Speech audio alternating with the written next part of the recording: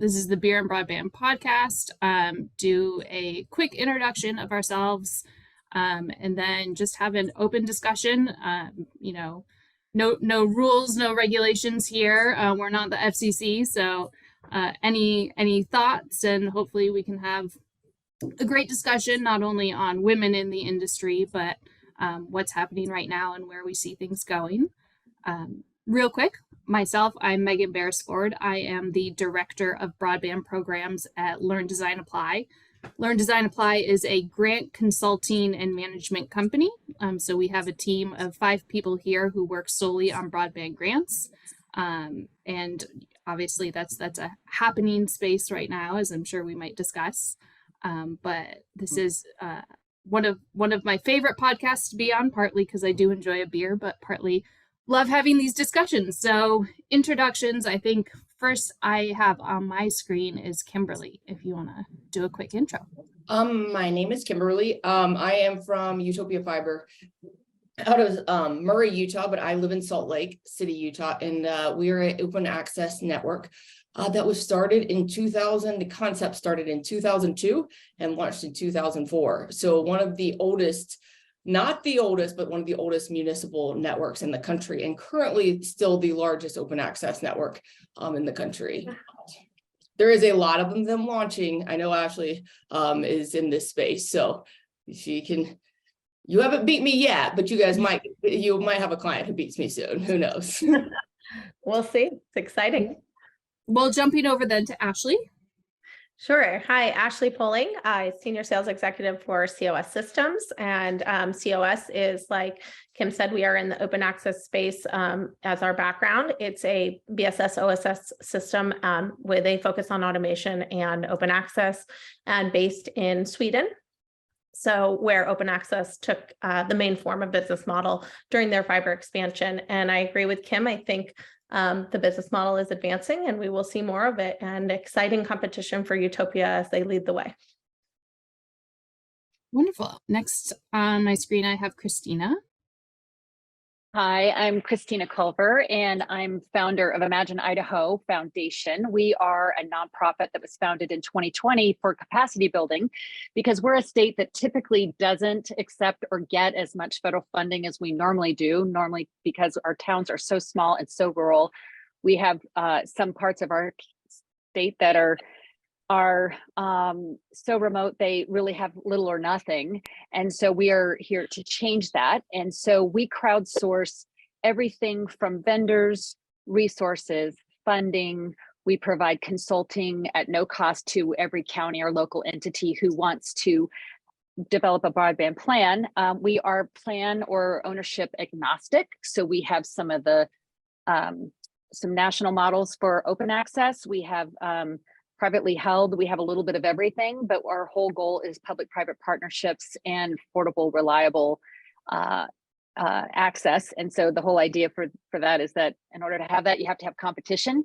And we like to think that every one of our grantees will have some sort of ownership or stake in the game. Wonderful. And then last but certainly not least, Jade. Thank you, Megan. Jade Piros de Carvalho. I am the Director of Broadband Development for the state of Kansas. I also serve as mayor for the city of Hutchinson, which is a community of about 40,000 in the south central part of the state of Kansas. Prior to joining the broadband office, I was on the private side for about 7 years in the government affairs realm for a fiber CLEC in Kansas that focused on building broadband to underserved rural areas.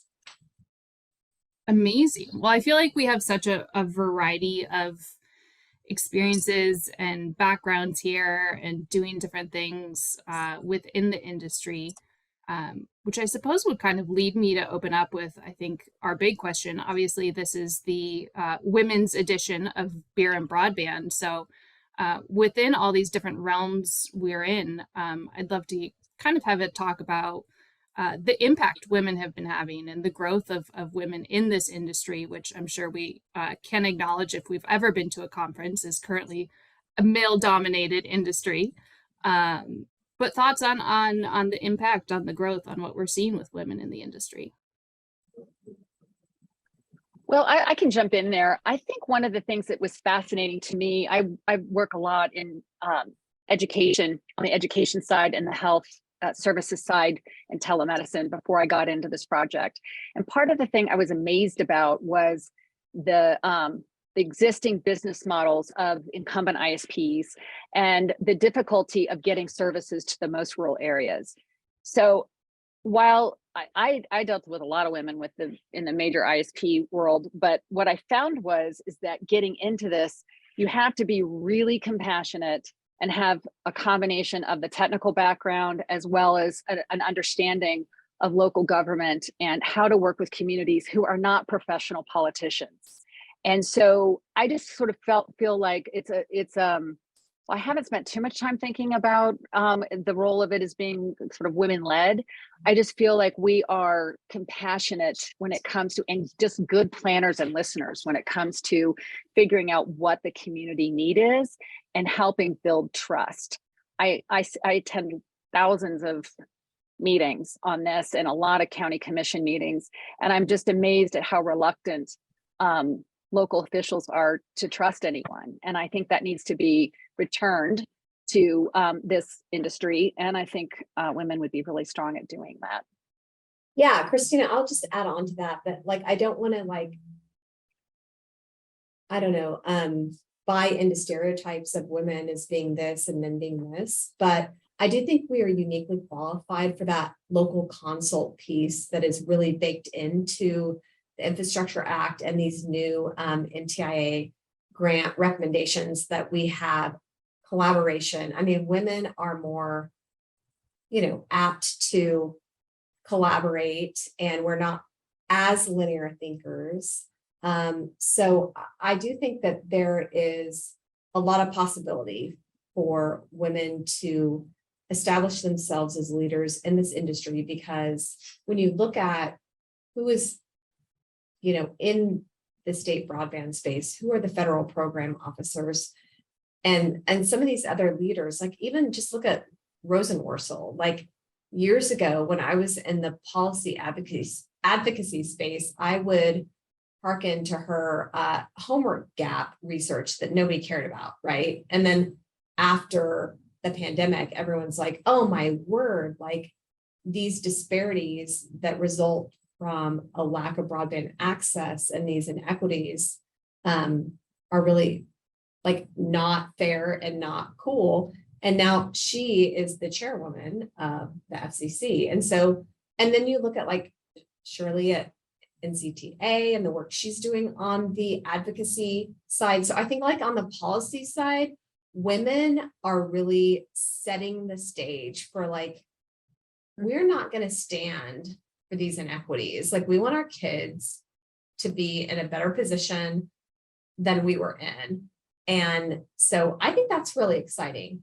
But I also don't want to like just boil it down to like policy or, kind of like government relations, collaboration, because I think women have a real role in the technical piece too, right?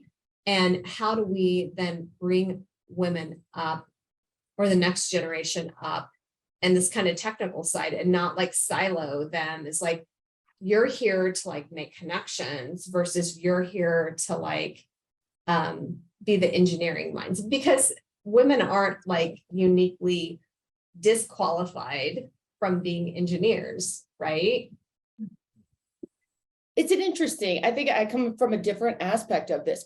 I think that as coming from a network operator, I think that women come into this and they have a different viewpoint of what they see when you walk into an organization as a businesswoman versus what a technical person might look at.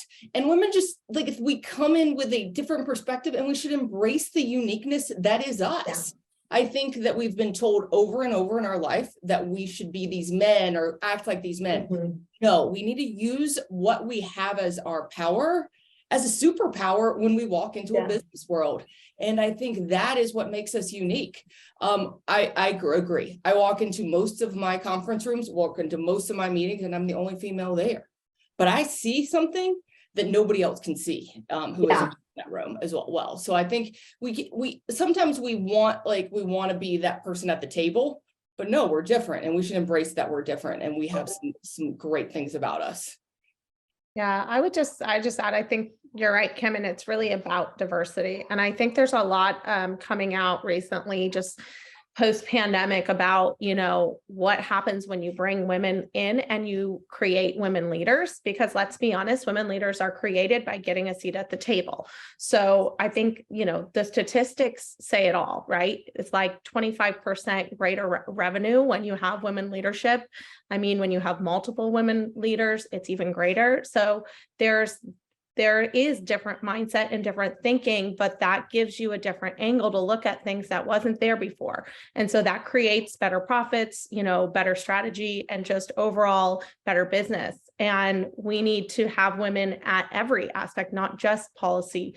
I think you're correct that women do have, we sort of have this ability to come in and you know, see the personal side of things and put our spin on it. And I agree that we're pushing for, you know, bridging these inequities, because we may be more apt to think about the next generation, but I don't think it ends there. It's just giving them a seat at the table in every aspect of broadband, and letting that take its course and bridge all of those gaps and make everyone's business work better. And I would like to give some kudos to the men. And I think you're right, Ashley, to give men who give the opportunity to a female who gives them a seat at the table. My boss took a risk with me, and he let me speak years ago. And it was, I just got that one inkling through that door, and then you can run with it. But it is just getting that first opportunity to make yourself run with it. Yeah, for sure. Yeah, I think we're seeing a lot of women in the spaces where we are, certainly. And I think I'm hopeful to see more women in some of the on the ground technical side. I'm sure, as we all know, there's talk about the workforce development, the need for technicians, the need for people to build these systems.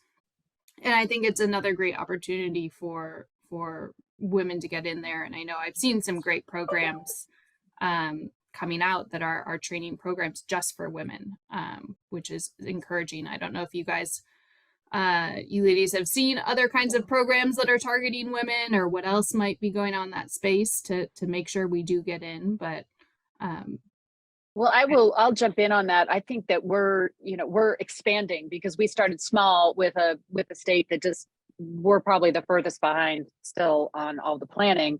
And what I found is that I have really appreciated women project managers who've contacted us for work. They've been assertive, positive, but yet aggressive in helping say, hey, I just saw your broadband board planning meeting with the Idaho state, and that was amazing. And we want to see if we can come to Idaho and help you.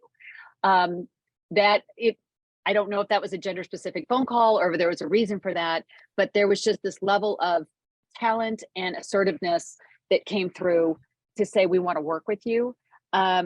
I just think anybody who is currently in project management and technical project management space, this is a huge opportunity for the next, 5 to 10 years to, it's purpose driven, it's a big industry, and it's a great place to do really solid community work. So we're hiring, and there's a lot of work here in Idaho to be done.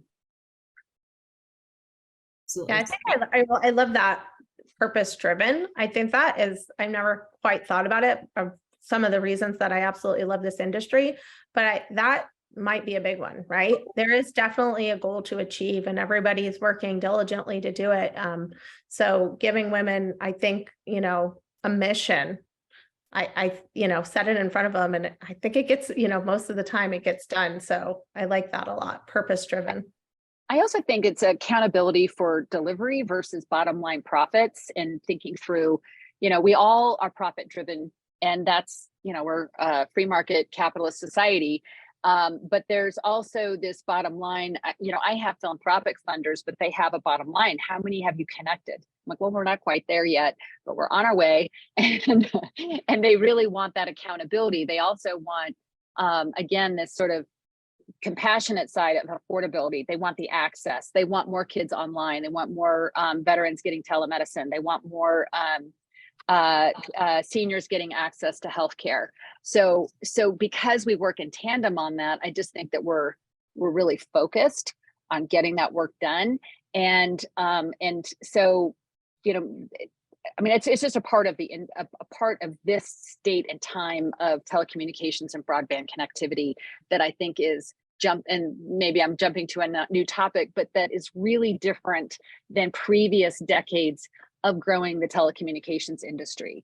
It's really, the growth is going to be enormous, but it's going to be a different business model, and it's going to be more inclusive of communities that weren't part of the conversation before.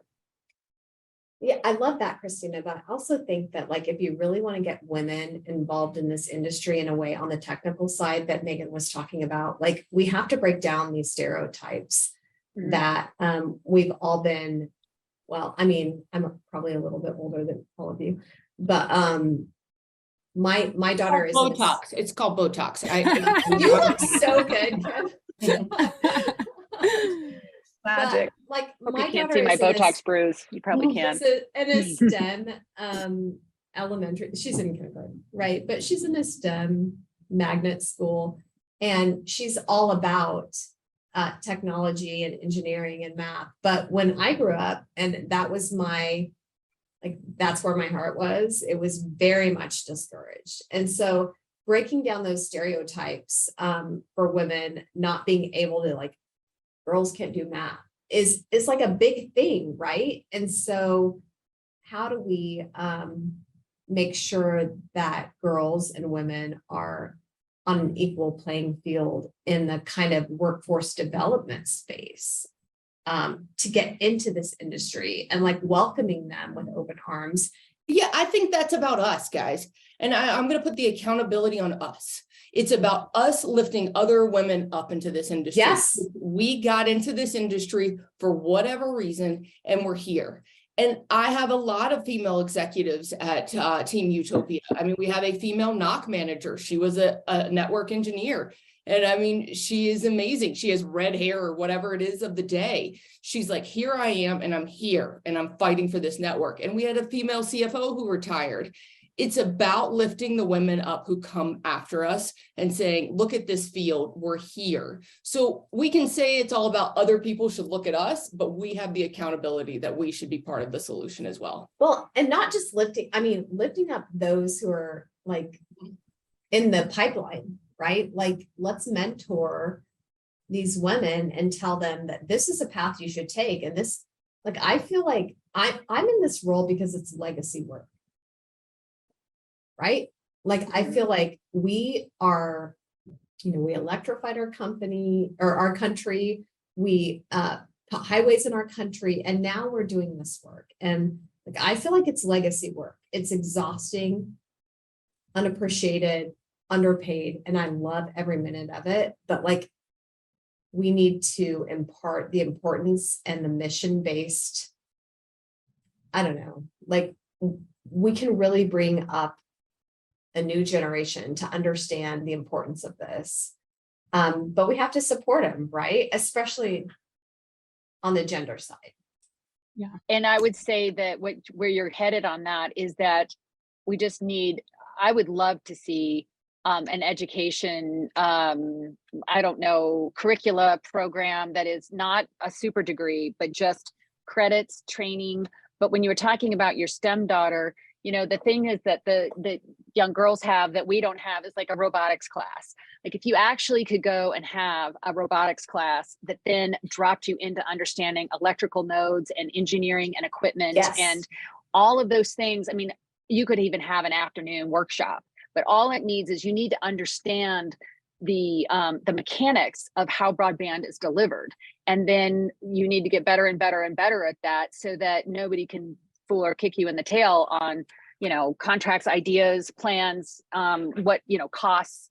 And I think that the idea of just having better training, I think more women from other industries that could apply their senior executive talent or their management talents would be really great for this, because It's like for all the reasons we've just said. I just think that it's just better understanding the technical engineering components of telecommunications. Yeah, I think we've done one thing that I think the industry struggles with in general is just workforce and workforce demand. And I think, you know, Kim, like you go to a lot of conferences, it's roughly 5 to 10% women at this point. So although obviously, like I have a young daughter as well, I don't know that she's exactly STEM minded, but she's a lot of fun. So, but it's that generation is so far away from what we're doing now. What we're doing now has a large issue with workforce and development, and particularly on the female side. And I would say also an age gap. So we need to pull people from other industries. So I think it's luring people here that have really great skill sets, but maybe not quite exactly the technical. And how can you learn that?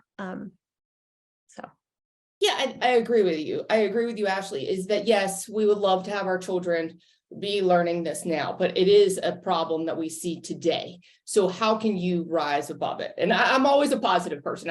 I'm a solution driven person. So you give me a problem, I'm like, okay, here's a solution. And I think it's not a sexy industry. I think it is a purpose driven industry, but it's not a sexy industry. And so you have to market this industry for what it is, right? It is about future generations. And I think that is the change. And it's not even, I mean, I would love to see more women in this industry. I agree with you, Ashley. I'm at almost every conference, but I also think you have to drive everybody to say it's a purpose driven industry. And I think it is women, but I think it's everyone that we need to understand this is the connectivity of our future. This is our future generations of what we're doing today and what that leads to.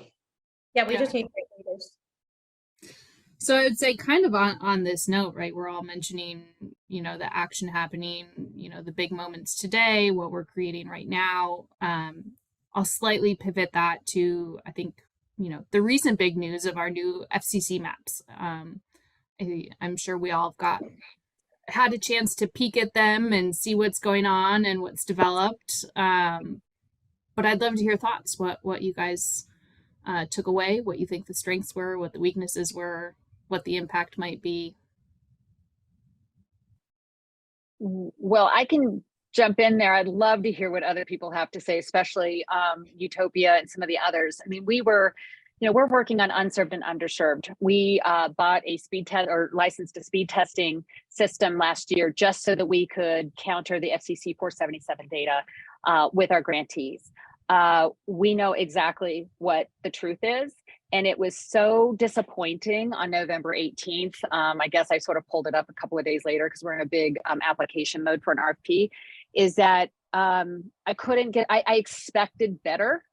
And it was still where it was, claiming the connectivity that rural, remote, unconnected Idaho has. I mean, he's basically saying 85 to 100% of our state.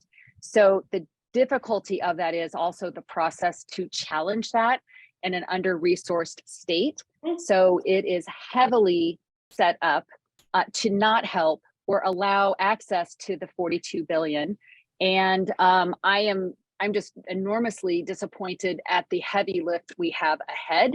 It is going to require a lot of us to pull together to get those challenges in. I don't think it's realistic on how they've set up the time frame for the response to the challenges, because I think there are going to be gazillions of them, and they are not set up to do that.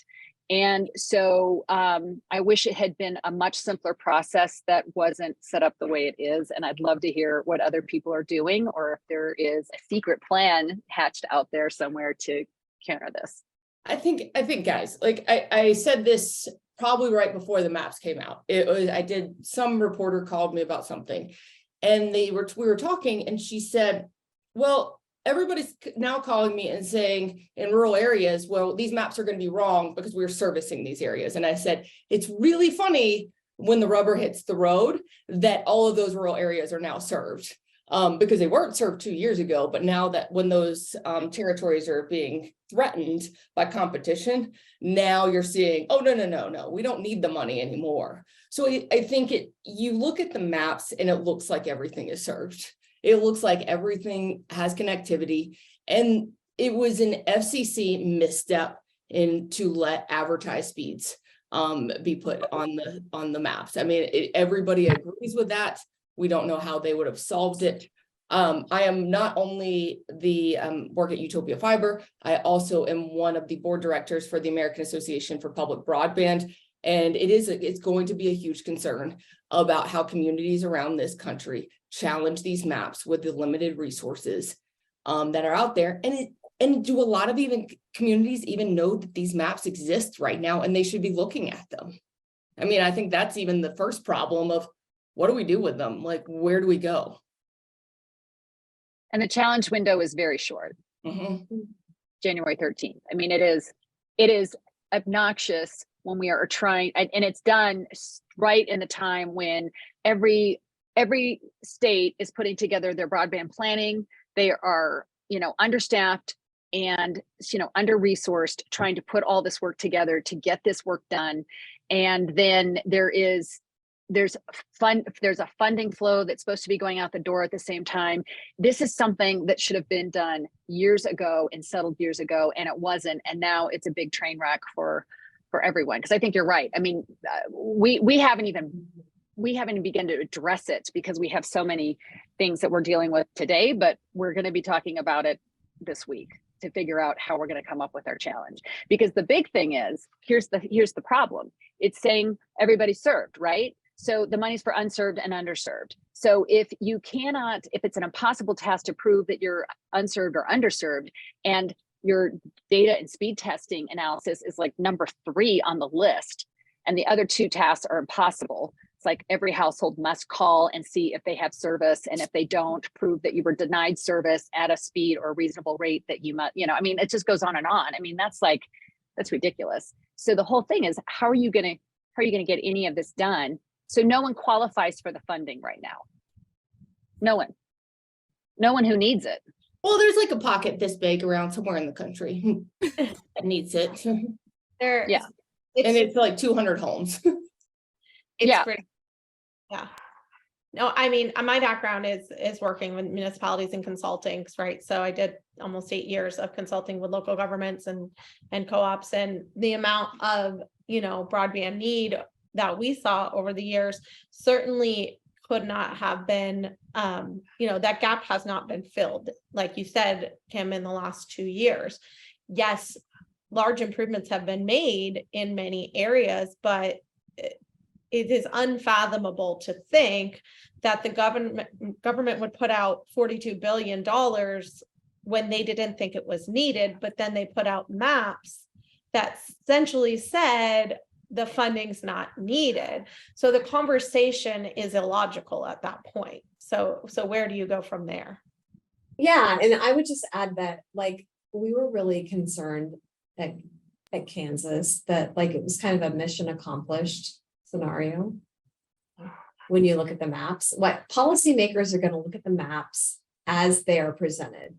They're not going to toggle all of these different layers.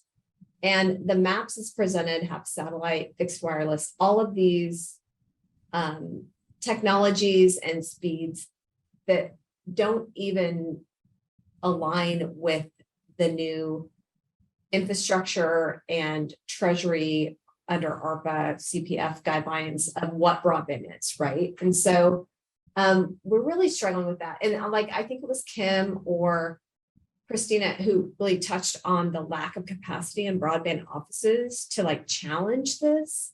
And so we were an office of 2 when the challenge process was underway. And we were one of the first states to get CPF funding. So we're moving through the CPF process evaluation, which our CPF for infrastructure program was 700% oversubscribed. So we're doing that. We're curing our federal grants for digital equity, BEAD, and middle mile. I'm trying to staff up an office, and then, these maps come out, and something had to give, right? And I'm already working 60 to 70 hours a week. What are we going to do? These maps, I want to commend Congress for trying to produce more accurate, more granular data. I don't want to pretend like these maps are not more granular. Okay, like they're not census block data. It's better than it was. But like these are high stakes for states like Kansas that have a lot of rurality. Like they're not accurate. And they say Kansas is pretty much served.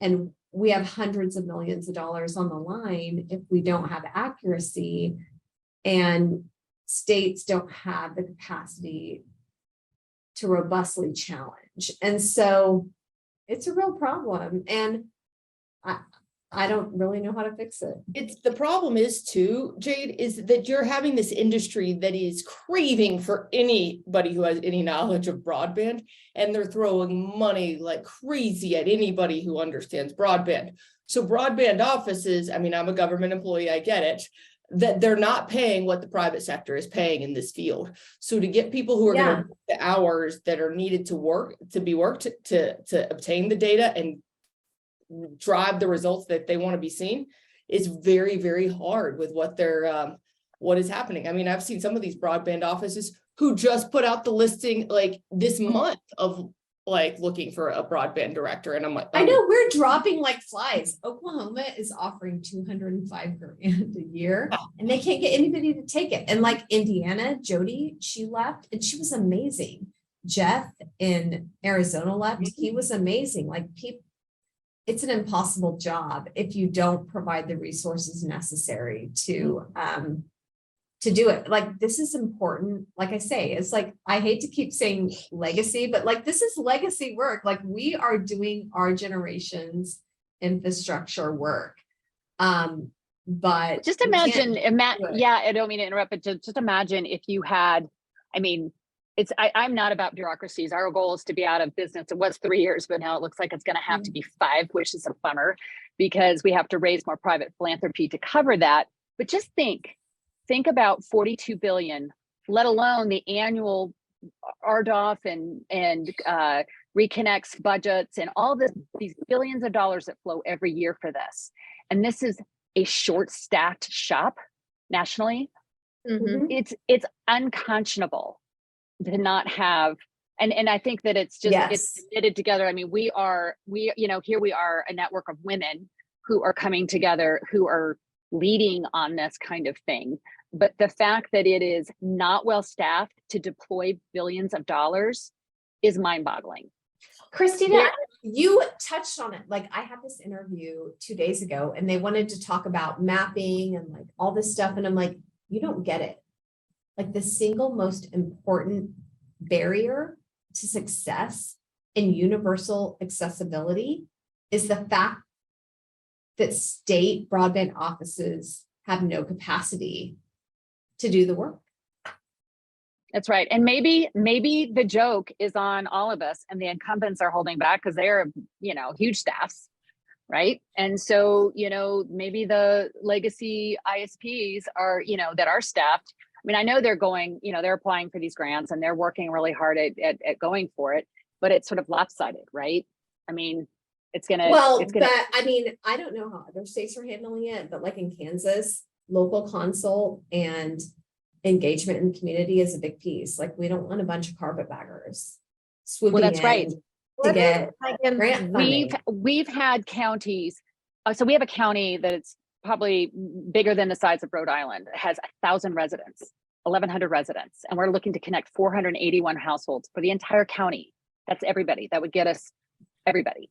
And we had no one interested in connecting, even when we had lines of fiber running through the county. None of them would even node or drop or do anything off of that to connect this community of 300. And then all of a sudden, we just got a phone call 3 days before the deadline of ISPs who said they would not serve, had no plans to serve. And now they said, oh, we're in. And I said, we haven't been to any of the stakeholder meetings. Where are you with meeting with the county commission? You haven't been part of any of the process. And now, process is just process for process sake, but there's a reason why you have it, is because you want full coverage, you want affordability. And again, like you said, it's not even, I mean, maybe the process is, you don't have to be considerate of who your customer is, but these folks are, not even part of a competitive process yet. And I think that's where Ashley and probably I would align on this is if you bring competition in, the customer wins. But you have to understand it's also a business relationship. And I get that we want to serve. I get that we want to connect everybody in a community, but you have to think a lot of these people are private companies and they have to look at their bottom line as well. And it's not altruistic all the time. And that's why I say every time I speak, if you want to connect a community, it has to be municipally owned, because nobody else is going to look and connect every person in a community besides a government owned entity. Some maybe will in certain demographics, but in some of those like 1,000 to 300 home communities where you have drops that are 2 miles off the road, it's not, a private company is not going to spend their capital to build there without a huge amount of returns. And I mean, I don't blame them for that. And that's why these government funds are there, because it doesn't make business sense. And I think that's where we have to separate of private businesses versus where government comes into play on these whole things. Well, yeah. And what piece does the government take? I mean, what part do they own? Kim, we could go into business models in detail, right? But I mean, I think what Christina is saying is correct, that the local governments need to have a seat at the table, whether they end up being infrastructure owners, full ISPs, or just really support in driving, the right companies to serve their communities. And whether that takes, aggregating demand through multiple communities, right? We may have to look at regional plays, but I'm really interested, Megan, in your take on this. If the maps say, you have the funding background probably greater than all of us from a larger perspective across the country. If the maps come out and they say 85% of states like Idaho and Kansas, whom we know are underserved, are served, and they have large dollars to deliver, who gets them? Where do they go? Is there excess money? What are the predictions on that conundrum? I mean, I will start off saying if I could predict what the government would do here, I would not be in this job. I would be off on an island somewhere, but I wouldn't say that. I mean, I think we can hope and we can work hard to make sure that the money does land where it needs to go, but I don't anticipate it all will. And so I think we will see places that are underfunded, and we will see places that are getting a larger share than they might. I don't want to say the need. I think we might then get into the discussion of, is 42 billion enough, right? So let me challenge this question, and I mean, I'm going to go on Ashley's. So you have these big players who can really go to the BEAD rules, the NOFOs, of that you have to have a history of network operations, you have to have this letter of credit. Like, I mean, those are rules that not many communities or smaller organizations can play into. So who does get the money? Which it looks like to me that a lot of big incumbents are going to get the money because they can actually play in that sandbox where smaller guys can't. Yeah, I think that's something. I think you really hit on a really important point, is that those in the most need are least apt to have the capacity to apply for grants or challenge inaccurate information. And so I think it's up to the states. Like in Kansas, we heard that, we heard that loud and clear, like economically distressed communities of color, historically disconnected communities are the least apt to have the capacity to apply for these grants, are the least apt to be able to challenge inaccuracies. And so as a state, we're trying to come up with solutions. Like, how do we assist best? How do we provide matching funds in those areas? How do we provide grant writers in these areas? And so I'm really interested in hearing what others have to say on the private side, because I think that's a big deal. Like, the whole point of BEAD is to get everybody connected, especially these communities that have been historically disconnected, or at least of the Digital Equity Act, that 2.75 billion that was also part of the Infrastructure Act. Like, we need to make sure that we're, rising all tides. So I think it works, but I could be wrong, Kimberly. So one of the models that we are really pushing on is public ownership. When I say we are pushing, again, we are agnostic for the record, but we think one of the strong models, because it's taxpayer dollars going, and we feel like you either have to minimally, if you are so small, you can't own and operate, because you're literally, like, our county commission has like that, and the mayor, and they're like a chicken farmer, a school bus driver, and a retired teacher. They are not going to run and operate a broadband system. They know that. And they're also smart about it. These guys are, super smart when it comes to understanding what their capabilities are. So we are looking at either, if you must allow private ownership of that network, we still want we want competition on the back end. If you do, you have an IRU, an irrevocable rights of use, which agreement, which means you get a chunk of what is of fiber strands, or a tube of fiber, or whatever, and tower access in perpetuity, so that if your community expands, you are not held hostage by having given that entire contract away. That's like a level one.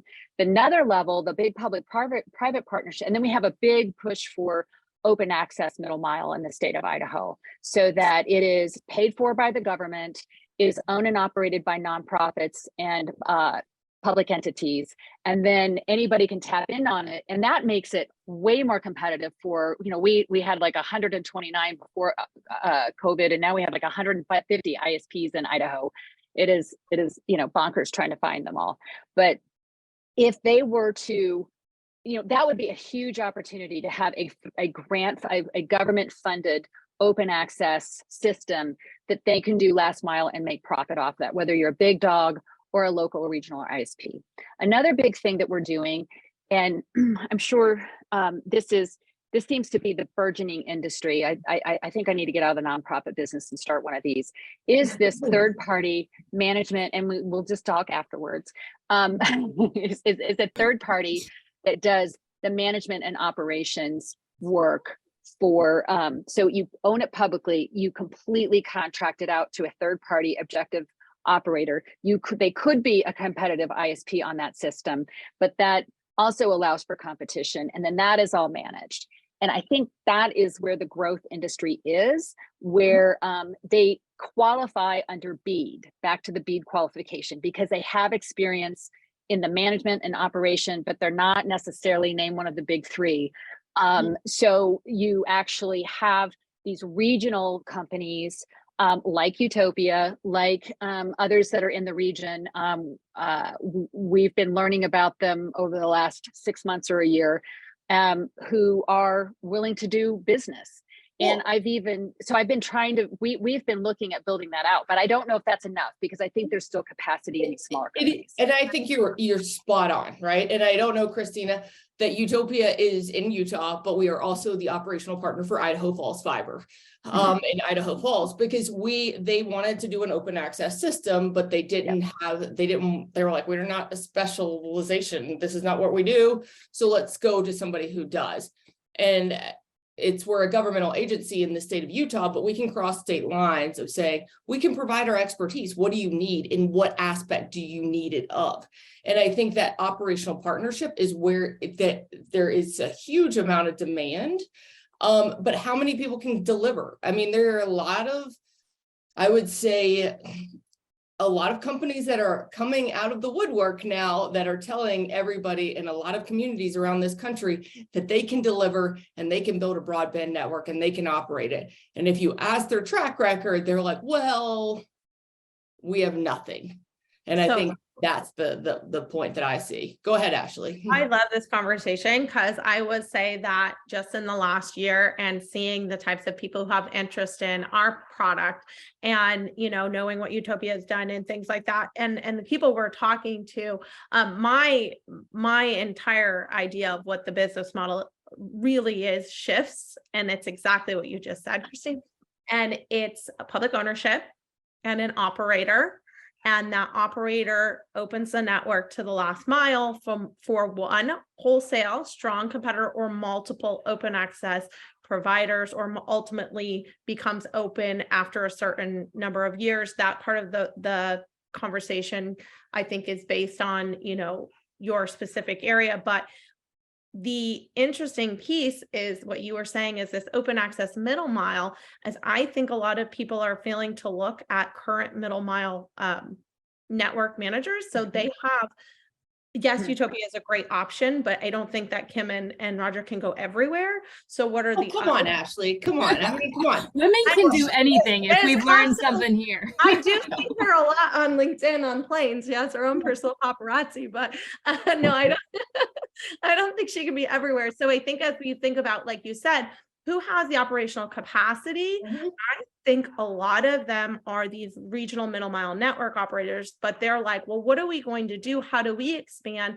How do we not become last mile, but somehow become last mile? So there's a really nice play there in wholesaler open networks, utilizing your regional middle mile network providers, and, you know, finding good operational providers. There are some really wonderful operational providers out there that I think are going to make big impacts in this.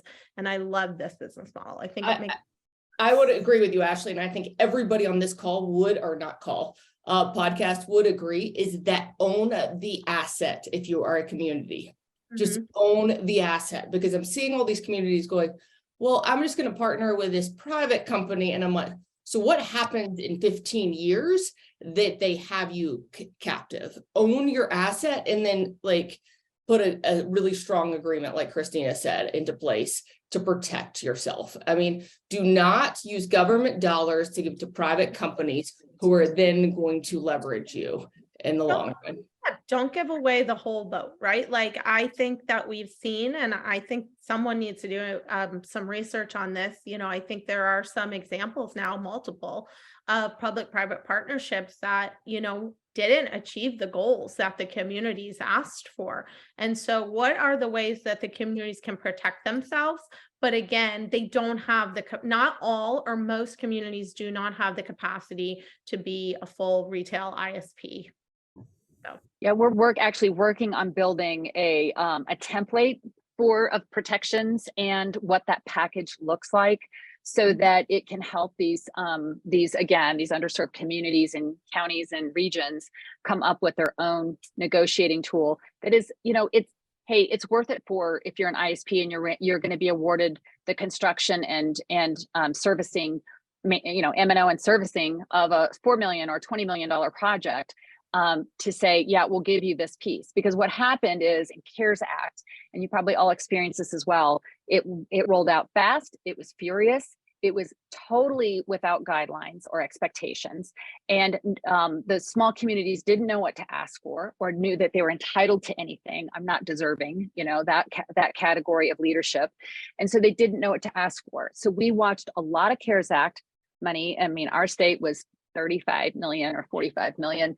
And it went to, thanks for laughing. And it went to 33,000 residents. A lot of it was Wi-Fi. But what was worse about it was that most of it, so it all went to private ownership. I'm all for that.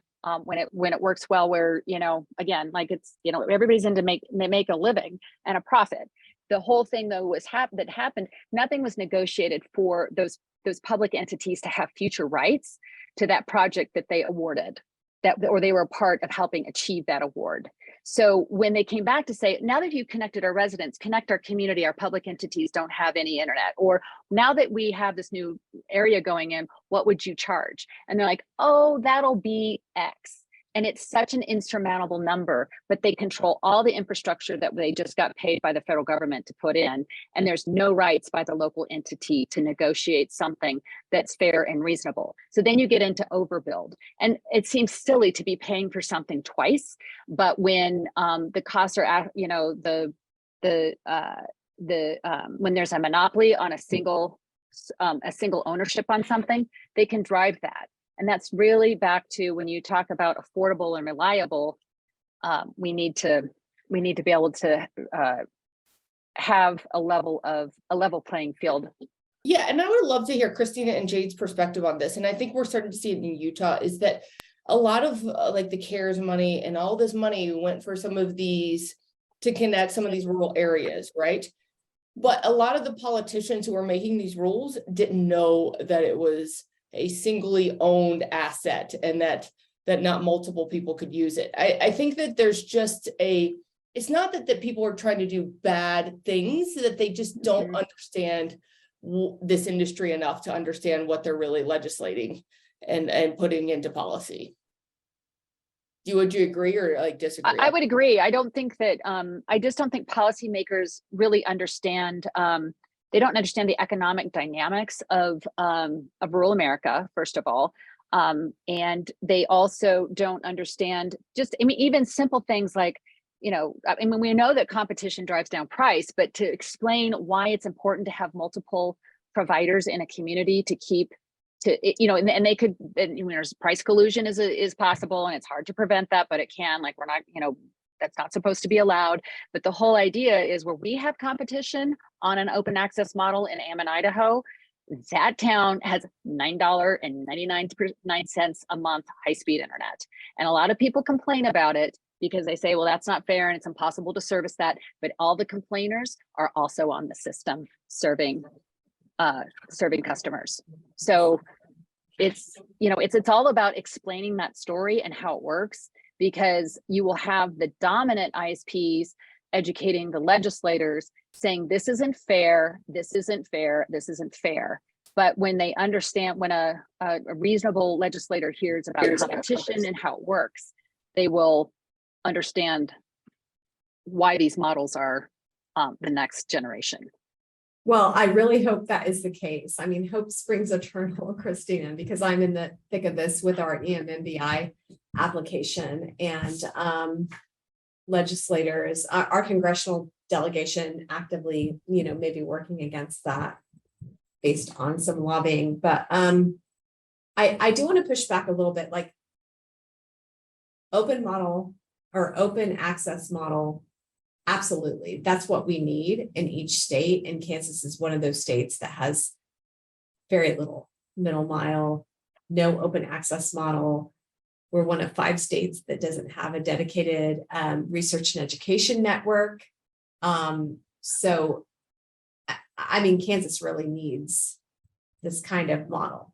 But when we look at the CARES Act, I think when we're talking about emergency funding, it's really just about getting as many people connected as quickly as possible, right? And so I don't think, there's a lot of kind of armchair quarterbacking of like how those funds were spent. And I get that, because like some of them were wasted, but there was an impossible deadline, 4 months from in Kansas, 4 months that people needed to build out these networks. And I think providers did the best they could with what they were given, and some stepped up, some failed miserably. I, acknowledge that, but totally agree with you about if we can have an open access model, it's of the best benefit to the states. But like when we're dealing with emergency situations, I think CARES did what it was intended to do. Like, even if it was Band-Aids, even if it was sending kids home with hotspots, like people just needed to be able to do homework. You know what I mean? Like, and at the end of the day, it at least imparted to our country how important broadband access was. And like all these things Rosa and Ursula has been saying for years, again, like going back to the homework app, like, we just need to give people the services they need to thrive and fully participate in our economy and in their education. So yeah, I'm not disagreeing with anything you say. I just think that on the CARES side, it was a train wreck, but how else is it going to be? It's an emergency situation. We right? learned a lot. Well, the great thing about it, it was a short window, it got deployed, and we learned a lot for this next tranche, right? That we're working with. Yeah.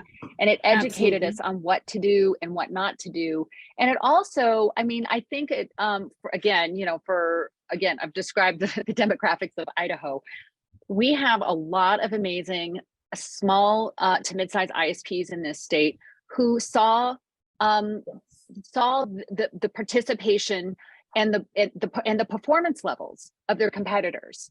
And so they all know, the ones who delivered well and were honest players are the cream rises to the top, right? And the word is around. People want to work with them. People want to participate. So I think it's part of what has driven the concept of free markets and competition, right? Is that the good players do more business, and we want that. And they also know about project completion. We talk about a lot now about timeline contracts, clawbacks, all kinds of things to prevent it, which ISPs who are used to doing that and delivering on time, they won't be afraid of those. It's the ones who take the money and don't deliver. There's a much cleaner way to mitigate that if they don't do the work or complete the work. And Christina and Jade, I don't disagree with you. This is my perspective on it. Is if there's use of government money to put middle mile in, it should not be only used for one provider. So you should allow, put it in as a open access platform.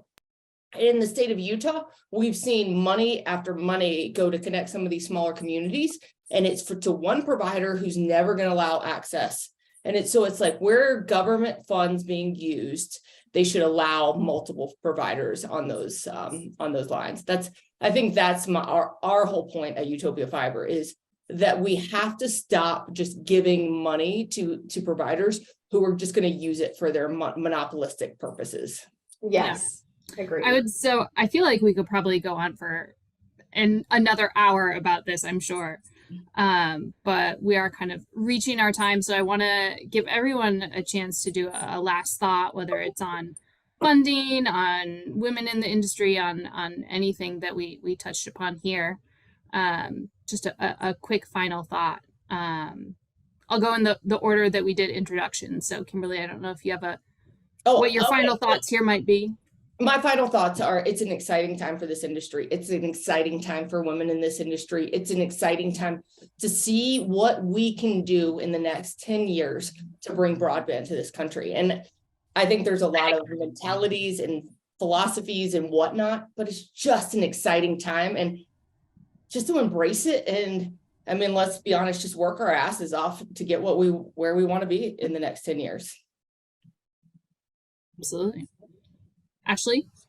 Yeah, no, I'm really excited. I agree. I think 2023 is going to see just an unprecedented amount of funding, both federally and from the private sector.